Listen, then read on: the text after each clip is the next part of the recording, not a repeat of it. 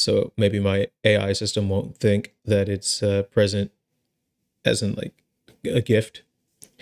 Life has been divided into three periods: that which has been, that which is, and that which will be.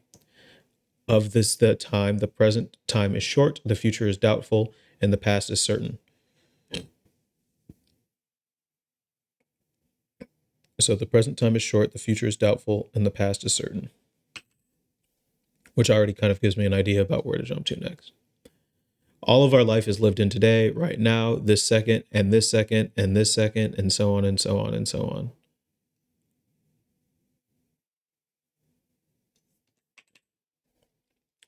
It makes no sense to ask which moment of your life of your sister on Proxima B corresponds to now. It's like asking which football team won a basketball championship, how much money a swallow has earned, and how much a musical note weighs.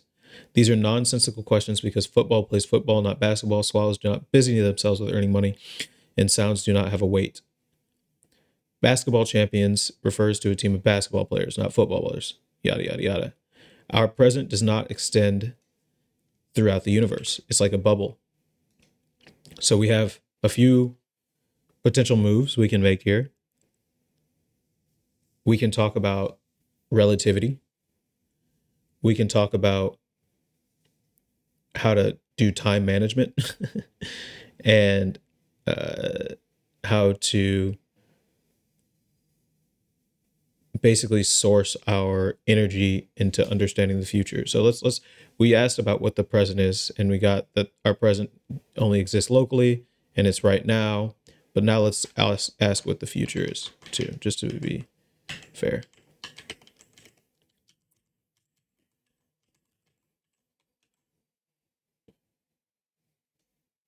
Okay, this one came up again, which is not surprising because it talks about the future directly. Most people think deep down that the future is a blank. Yet the truth is that we can assign probabilities to some changes in life that lie in store for us, especially large structural changes, where we know that there are ways that we can use this knowledge in designing personal stability zones.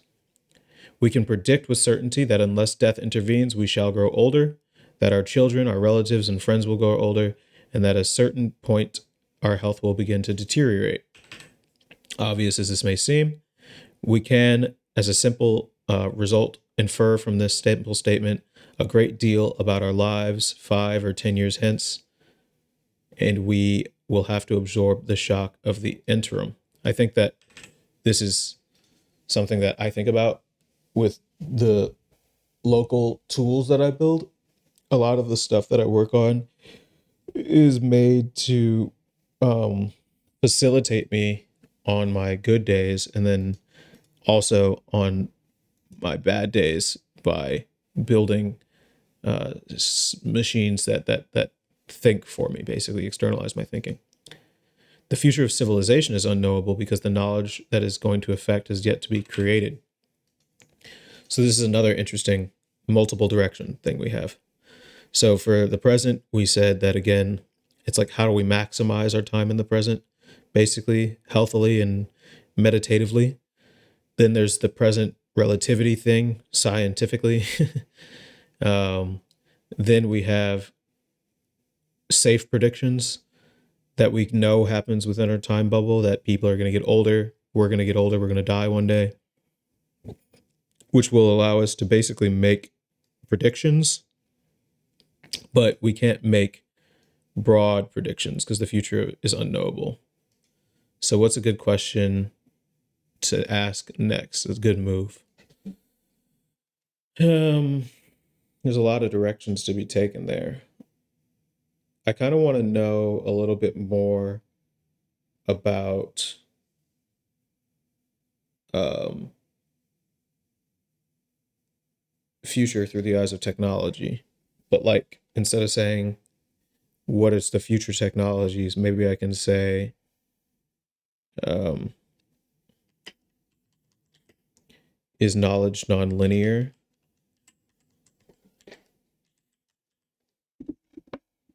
Knowledge creation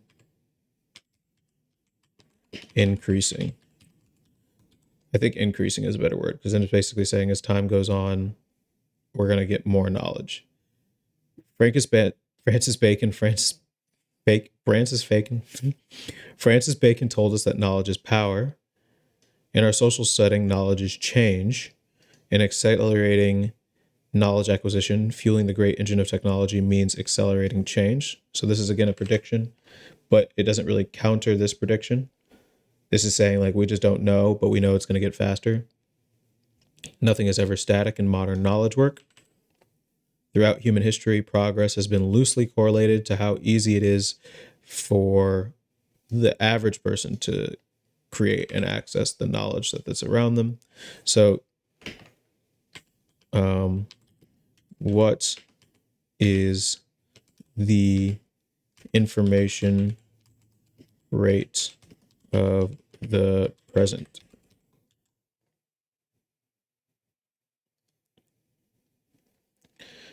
Okay, so we're moving from a material good society to an information society. I guess like the interesting thing about the top question, what's the difference between the present and the future, is that like you can, any point in the past was at one point the present, but every point in the future doesn't exist yet.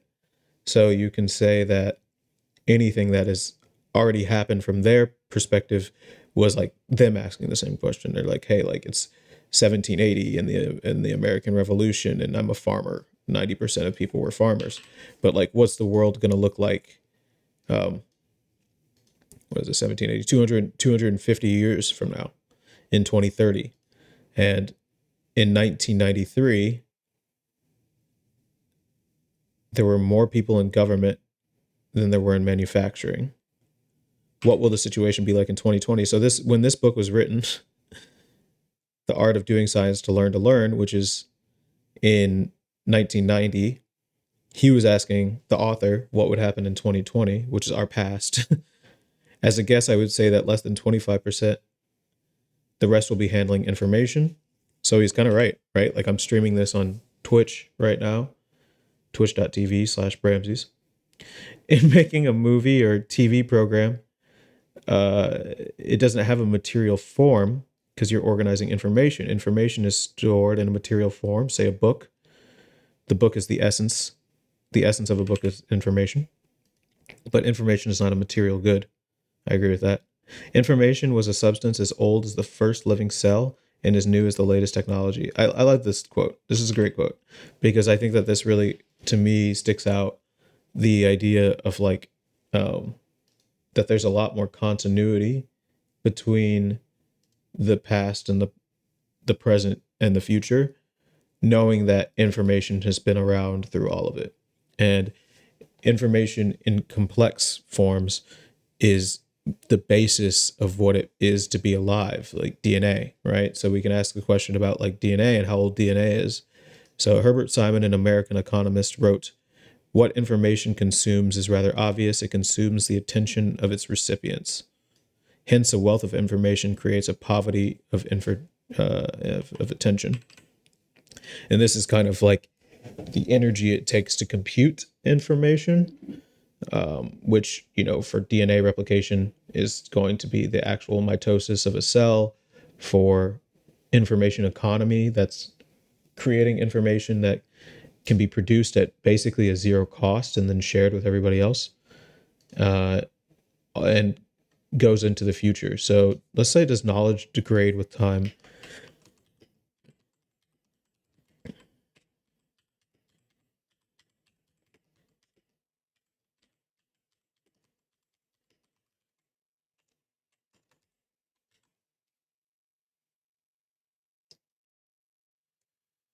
Information decays, or as Professor Whitehead puts it, knowledge does not keep any better than fish. I wonder about this. I think that there's truth to it in the sense that like knowledge before it's retrievable doesn't keep better than fish. But as we can see with this thing that we're writing in real time here, we're accessing knowledge from books that were written 30, 40 years ago without any stress or struggle. Nothing is ever static. We ran into this before. Knowledge held immune from criticism can never be improved. So we're saying basically in order to improve knowledge, it has to be allowed to be criticized. So how does evolution work through?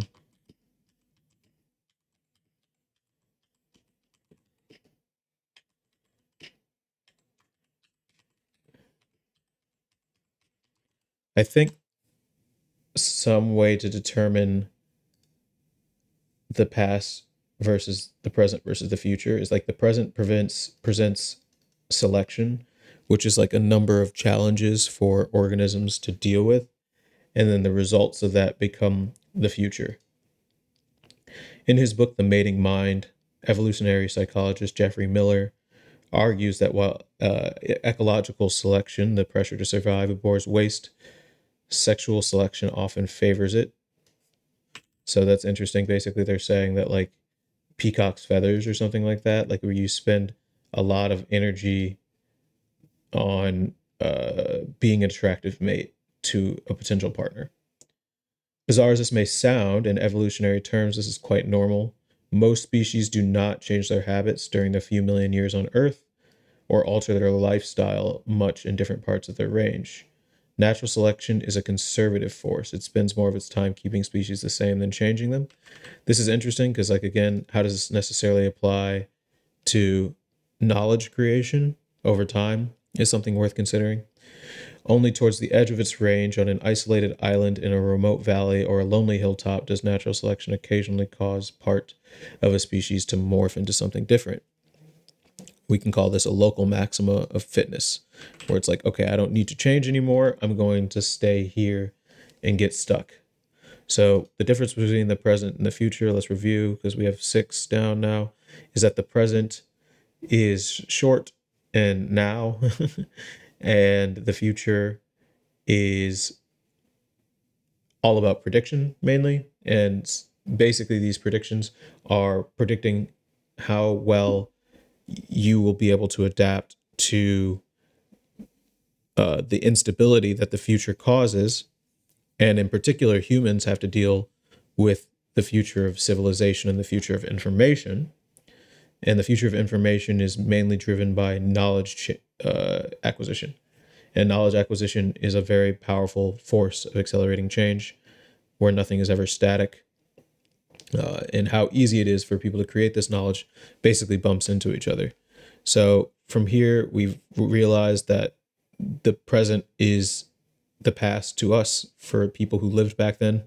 This book was written in 1993, and he was wondering what the world would be like in his future, which was 2020. But could predict that society was moving towards an information society, and he was right? He was saying that, like, in making a TV program, you're organizing information, and most people will be handling information in 2020, which is true.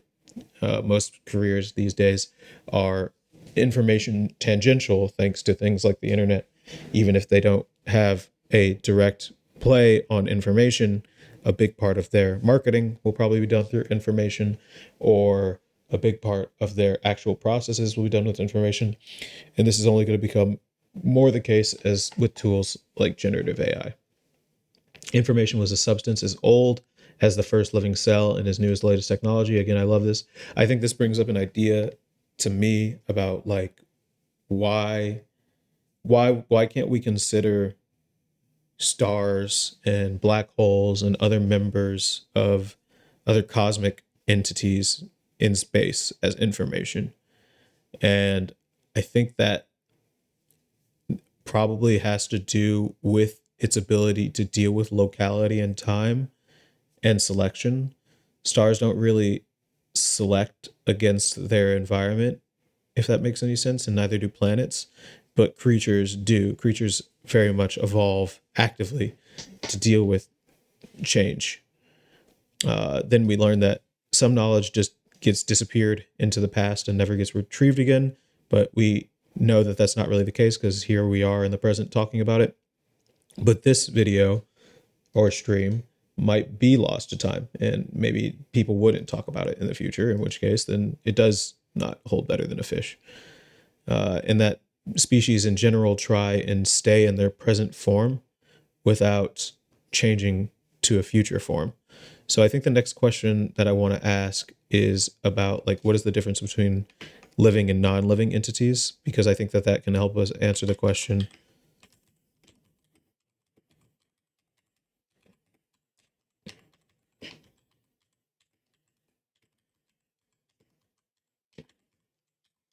I don't know if I said this right. I don't know if this is going to work. This might be a bad move. Oh, here we go. So I said, what is the difference between life and space object? Almost all of the atoms are hydrogen and helium, so there's no chemistry. No life could have evolved there, nor any intelligence. No changes, nothing happens. The same is true of the next cube and the next, and if you were to examine a million consecutive cubes, the story would be the same. Okay, that's pretty interesting. From here, we can say that, well, you can read the next quote. He looked at the stars again and realized that the stars not create light, but rather light creates the stars. Everything is made of light, and the space in between isn't empty. He knew that everything that exists is one living being, and this is a messenger of life because it alive and contains all information. So, interestingly, the idea of all information came back here, and this idea of everything being one living being is from a more kind of like religious-y book called The Four Agreements. And I think that there is something interesting there about like, again, like the unity of information and basically the idea of how information is stored in a living being might be just a more complex version of what you see outside, because it's really hard to put those two things in complete isolation from one another, even though we learned here that theory has to be different than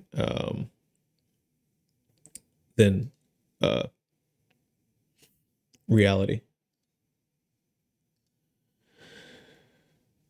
The time and space are a real phenomena, but they're not absolute. They are all, but they are not independent from what happens. They are not as different from other substances of the world as Newton imagined them to be. So this is pretty interesting because basically it's saying that, oops, I deleted something, that they're not absolute time and space, but they are a real phenomenon, but they're not necessarily alive either, which is interesting here too, because basically we know that because they're not absolute, they're local and relative, which is similar to what we just found, the local maximum of fitness, which is like kind of interesting because you can imagine that there's like micro galaxies on Earth where things apply in one area and then very much don't apply in the other. But when you kind of draw a straight line between them, you very much get a clear perspective of like, oh, this is where this one starts and where this one ends. So I think that I wanted to ask a question about where was it? Here, this thing. So almost all atoms are hydrogen and helium.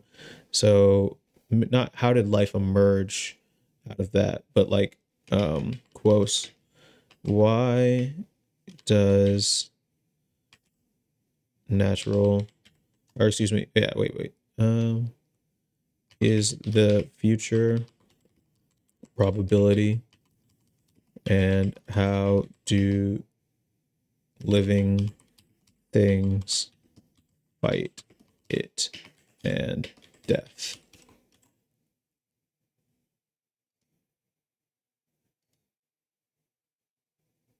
Okay, here we go. Most people think that the future is a blank, yet the truth is we can assign probabilities. I think we saw this one before.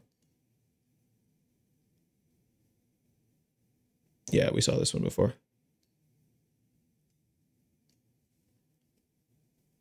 Systematic knowledge refers to the current human lifespans.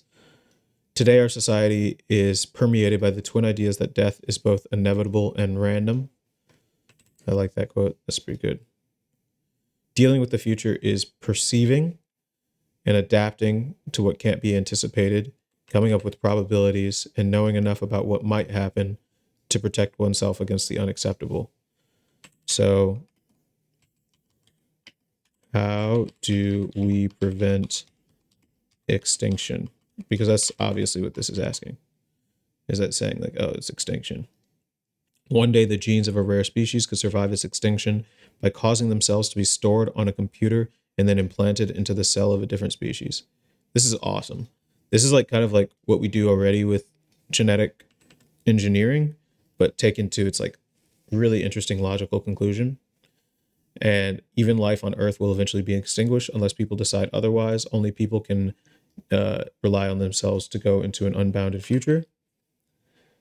When climate change causes mass extinctions, sea creatures are hit as hard as large land dwellers, yet there is no significant oceanic fauna disappears. Human involvement can explain why a wave of extinction is killing off the Great Coral Reef. Despite its burgeoning navigational abilities, Homo sapiens is still overwhelmingly a terrestrial menace. This means that we are basically the threat in a lot of ways. And I'm wondering kind of like how that works in the realm of tragedy of the commons, evolution of science and capital.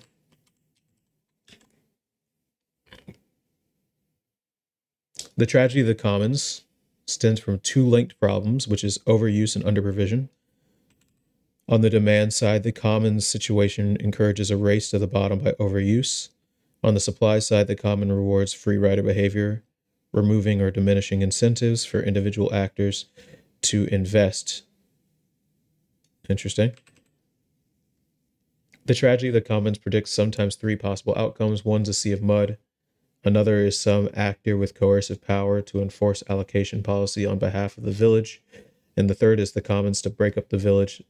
And it's interesting because, like, as you can see here, there's a lot of like these theories that were like, okay, like, hey, like the future is going to be worse if we all let our cows graze here. We can know that the cows are eventually going to ruin. We're going to overfish, and in the future, even though the fish are abundant right now, they won't stay abundant. The resources will eventually go under.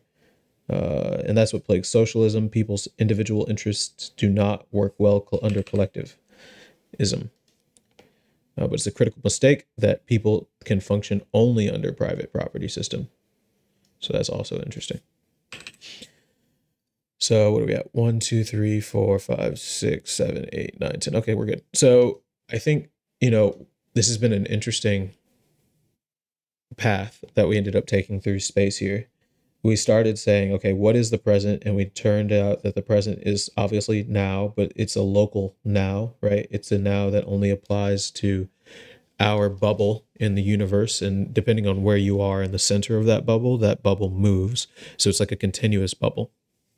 And then we learned that the future is all about prediction of what happens inside of these bubbles and the choices that are made either consciously or unconsciously by the independent objects in that bubble.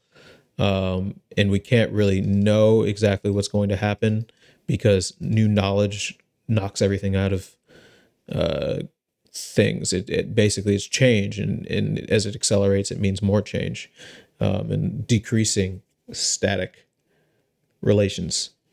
So the average person is going to be able to create knowledge easier. And then we discussed that the idea of like, wow, this guy, Richard Hamming, the author of this book, is correct.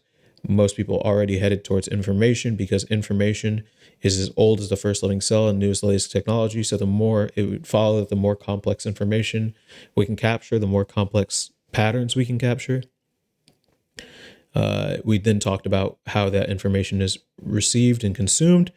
Interestingly enough, obviously with this stream, we've been consuming it using artificial intelligence. I'm just asking these questions, and then it's going to the space and returning the top things that match.